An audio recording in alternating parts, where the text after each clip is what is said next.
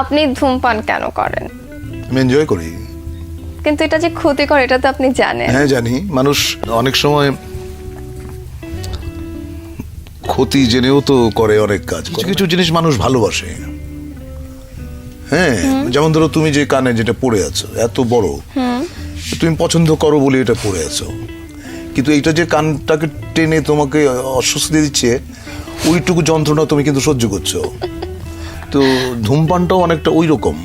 আসলে আমি ধূমপান করি এবং যে জন্য আমি বলতে পারবো না যে ধূমপান আপনারা কেউ করবেন না, এটা আমি বলতে পারবো না। আমি যেদিন ধূমপান ছেড়ে দেব সেদিন হয়তো সবাইকে বলবো যে ভাই ধূমপান করবেন না, এটা স্বাস্থ্যের জন্য, স্বাস্থ্যের পক্ষে ক্ষতি। কিছু কিছু জিনিস আছে যেগুলো মানে রেজিস্টেবল না, তুমি সেটাকে কখনোই বন্ধ করতে পারবে না।